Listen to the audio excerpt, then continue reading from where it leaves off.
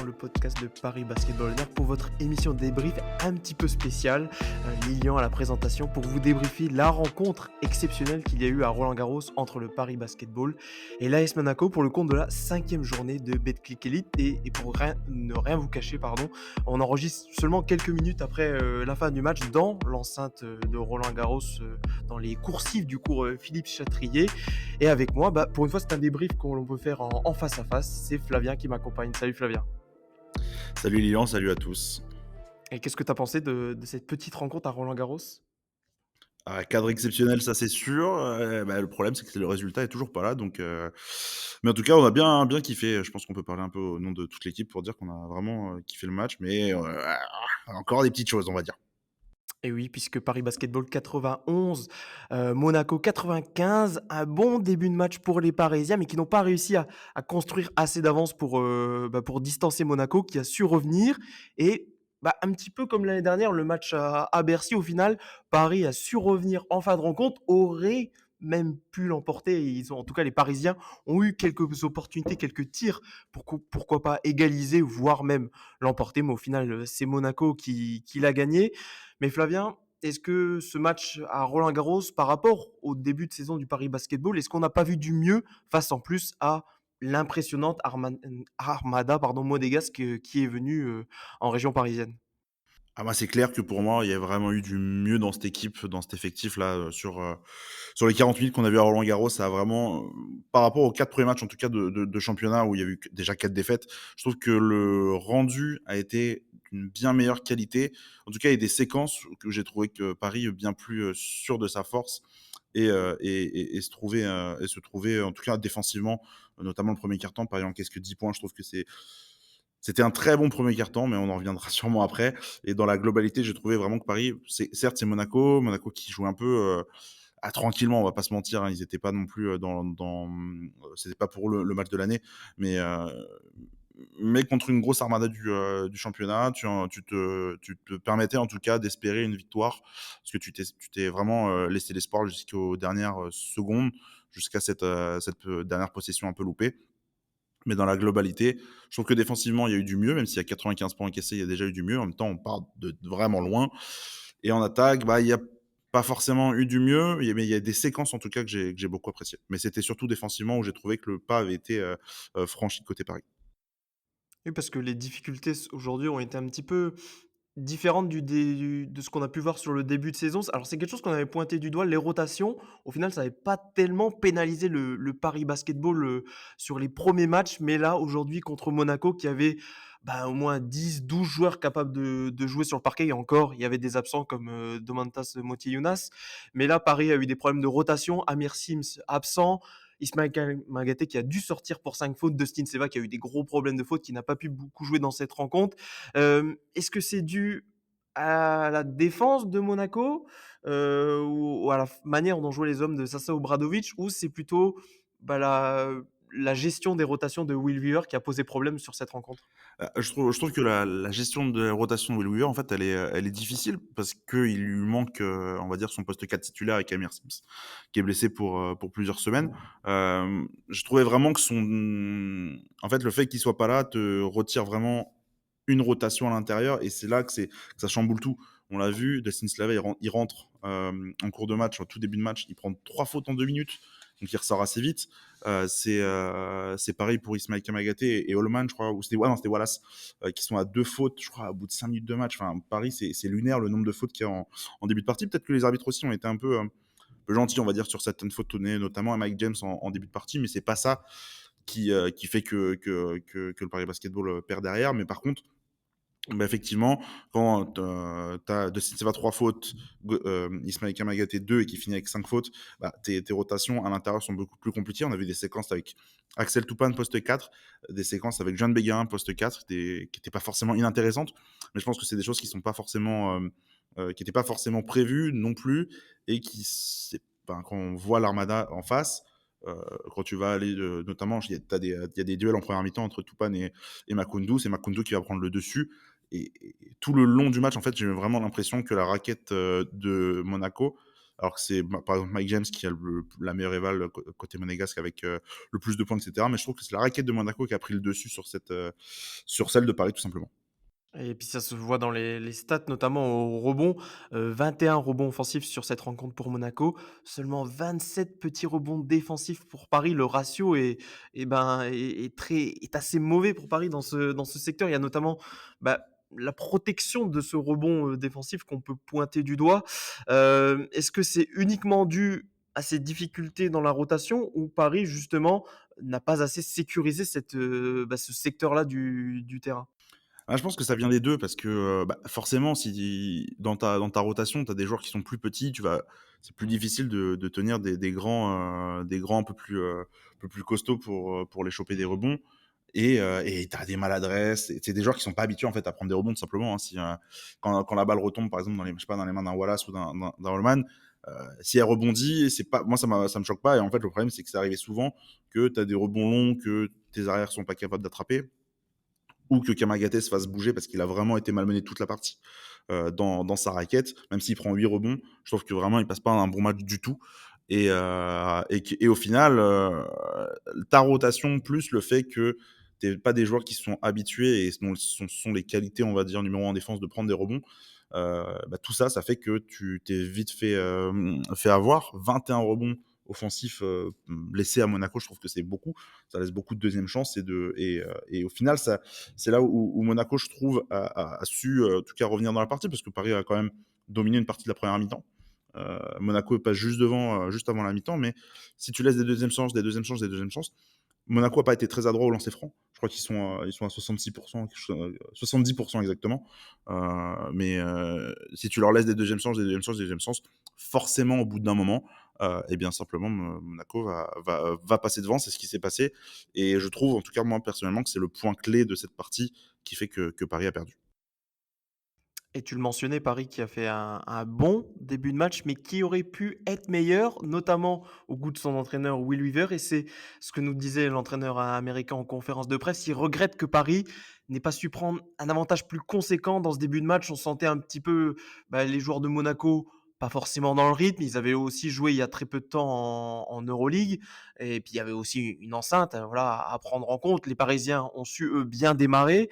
C'était un peu moins le cas pour Monaco. Et pour Will Weaver, Paris a loupé un petit peu le coche sur ce début de match. Paris, au lieu de peut-être déjà prendre 10, 15 longueurs d'avance et peut-être ainsi moins subir tu en parlais, les secondes chances qu'a eu Monaco qui leur ont permis de revenir dans la rencontre, peut-être pour moins subir ce constat-là, il aurait fallu tuer le match dans le premier quart-temps en tout cas. Est-ce que tu es d'accord avec cette analyse ou au final tu penses que Paris aurait quand même pu s'en sortir dans les dernières secondes de la rencontre? Bah, c'est marrant, c'est que moi, je me suis posé la question quand je jouais le premier carton. Je me demandais sur quel rythme, enfin, à qui ce rythme un peu très défensif était le mieux pour Paris ou pour Monaco. Je savais pas trop et je trouvais que Paris était en fait plutôt pas mal dans son match parce que bah, il y a 16-10 à la fin du premier carton. Et comme tu l'as dit, Will Weaver, il est pas spécialement content du premier quart. Et je suis assez surpris parce que tu perds pas de ballon. Alors, t'es pas du tout efficace offensivement, mais en défense, tu permets que 10 points. Que des shoots difficiles des deux côtés, certes, mais en soi, tu as 6 points d'avance. Je comprends en fait l'idée de on aurait pu mener plus et qu'il était frustré que son équipe a pas joué comme elle aime jouer, c'est-à-dire des ballons, des contre-attaques très rapides, la transition, on joue sur des positions de moins de 6 secondes. Le problème, en fait, c'est que moi, je trouve personnellement que Paris a perdu parce que, oui, il y a eu des positions de moins de 6 secondes quand, par exemple, malheureusement, Tyrone Wallace perd le ballon. Tu perds 17 ballons sur le deuxième, troisième, quatrième quart-temps en tout. C'est pas gérable. C'est pas gérable que de perdre autant de ballons. Donc non, moi je trouvais le premier carton justement vraiment, c'était une belle entrée en fait. John Bellirin a vraiment apporté beaucoup d'impact. Je sais qu'on va en reparler après, mais ce premier quart était un mélange en fait de tout ce que je trouve il manquait un peu. Maintenant, il manquait aussi de l'efficacité offensive. En même temps, quand tu joues une des meilleures équipes d'Europe, c'est un peu logique qu'il y ait des choses qui ne te soient pas permises par Monaco, par exemple. Et on va en parler tout de suite de Julian Belgarin parce qu'il a fait un énorme match pour son premier de la saison au final, en match qui compte puisqu'il avait effectivement joué tous les matchs de pré-saison, tous les matchs amicaux.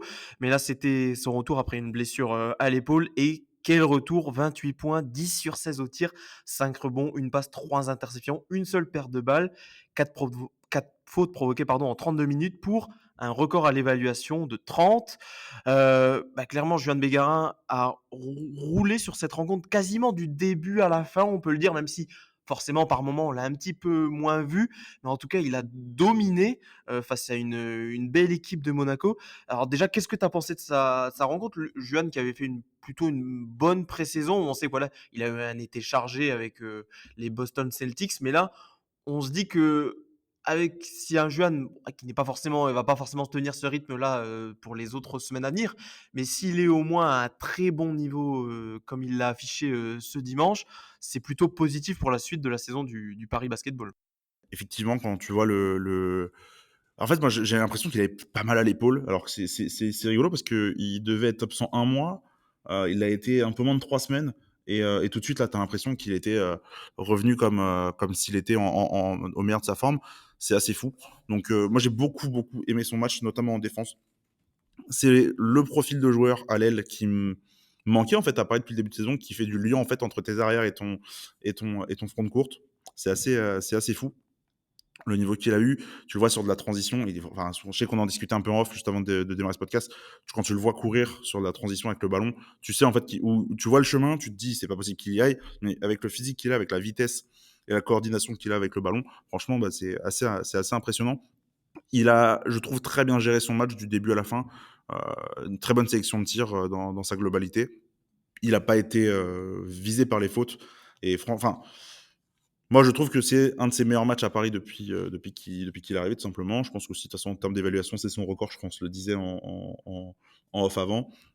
Globalement, il n'y a absolument rien à redire de négatif sur le match de John Béguin, que du positif. Et notamment aussi dans sa manière d'appréhender la rencontre et le type de tir qu'il a pris aussi qui m'a beaucoup plu. Il a été beaucoup drivé. Alors on a des joueurs qui drivent dans l'équipe, Alman, Wallace sont capables, mais dans un style de plus de dribbleur. Juan, on le sait que c'est vraiment sur ses capacités athlétiques. Weaver l'a souligné en conférence de presse. Et c'est ça qui a fait la grosse différence. Comment est-ce que tu vois la suite maintenant qu'il est de retour? Il va devoir est-ce que tu le vois peut-être porter un petit peu plus la balle maintenant, surtout après ce genre de prestation? Pour tel a plus la balle, je sais pas. En tout cas, il va avoir un rôle vraiment important parce que, bah, tu as Amir Sims qui est blessé. Je trouve que c'est, par rapport à Toupane, celui qui peut le plus jouer 4. Alors là, justement, à l'instant, je viens de voir l'information passer, mais il y aurait a priori un pigiste qui va arriver à la place d'Amir Sims, qui est Jeremy Evans. Donc je vous laisse Ah bah, checker, moi je voilà, connais bah, pas. voilà, pour ne rien vous cacher, voilà qu'on enregistre juste après le match, c'est Preuve effectivement le cas. qu'on est en plein enregistrement, donc non, non, ça preuve que aussi il y a un pigiste qui va arriver et qui va pouvoir peut-être, redonner un peu de rythme à cette raquette. En tout cas, c'est pas on n'attend pas qu'un pigiste aussi du côté de Paris. Ce serait bien aussi d'avoir une rotation plus effective avec un vrai intérieur, un vrai pivot en plus. Mais est-ce qu'il va avoir plus la balle? Peut-être, parce que quand tu vois que le nombre de pertes de balles, en tout cas, que tes 2 arrières, génèrent, enfin, c'est Tyrone, voilà, je crois que c'est 5,4 depuis le début de saison par match et Kyle Holman, c'est 4,2 par match depuis le début de saison. Donc à eux 2, ils sont quasiment à 10 pertes de balles, ce qui est assez fou. Tu te dis pourquoi pas de faire un peu mieux tourner. C'est ça aussi d'ailleurs que moi j'avais bien aimé en début de partie, c'est que le ballon, je trouvais tournait bien, même si les tirs étaient difficiles parce que Monaco défendait bien, je trouvais que le ballon tournait vachement bien.